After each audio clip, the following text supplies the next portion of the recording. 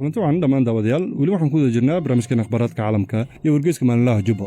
Dowladda Ukraine ayaa ku baaqday in la diyaariyo generatorada korontada dhaliyo kadib weeraradii Ruushka ay ku beegsadeen kaabayaasha tamarta ee dalka Ukraine. Sidoo kale waxay codsadeen in xulufada NATO ay u soo diraan taangiyada dagaalka ee ugu muhiimsan. Ukraine waxay u baahan tahay qalab koronto oo si degdeg ah loo dayactiri karo sida transformerska iyo generatorada si ay ugu gudubto xilliga qaboobaha kadib 2 bilood ku dhawaad weerarada maalinlaha ee Ruushka ay ku beegsadaan kaabayaasha tamarta, ayuu yiri wasiirka tamarta dowladda Ukraine Herman Hulushenko. Sidoo kale wasiirka arrimaha dibadda dalka Lithuania ayaa warbaahinta u sheegay in xulufada NATO ay ka caawinayso waddanka Ukraine taangiyada casriga si ay uga suurto gasho inay dib uga saaraan ciidamada Ruushka dhulka Ukraine ka hor inta aysan xirin laamiyada barafka xilliga qabow. Dhanka kale, dowladda Ruushka ayaa Sabtidii iska diiday ku jaangoynta qiimaha saliidda $60 fuustadii oo ay ku heshiiyeen Midowga Yurub iyo G7 iyo Australia, taasoo Ukraine sheegtay in ay ka qayb qaadanayso burburinta dhaqaalaha Ruushka. Ma aqbali doono qiimo dhimista, ayuu yiri afhayeenka Ruushka Dmitry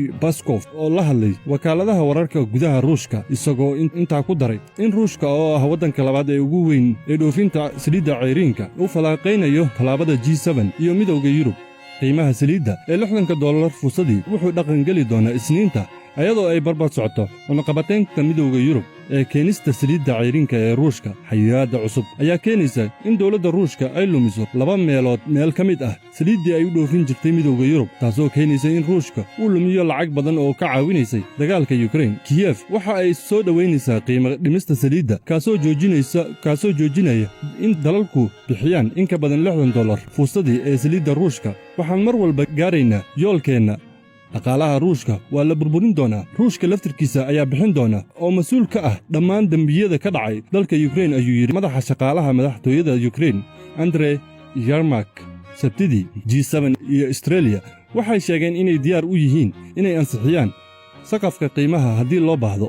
Ruushka ayaa 67 bilyan oo euro oo u dhiganta $71 bilyan oo dollarka Mareykanka ah ka helay saliidda uu ka iibiyey Midowga Yurub tan iyo markii uu dagaalka bilowday bishii February. Miisaaniyadda militariga dalka Ruushka ayaa lagu qiyaasaa inay tahay $60 bilyan oo dollarka Mareykanka ah. Waddanka Ruushka kadib markii ay la kulmeen guuldarooyin bahdil ah intii lagu jiray iskahorimaadka kala dhexeeya waddamada reer galbeedka, kaasoo noqday iskahorimaadkii ugu weynaa ee hubaysan ee Yurub ka dhaca tan iyo dagaalkii labaad ee adduunka.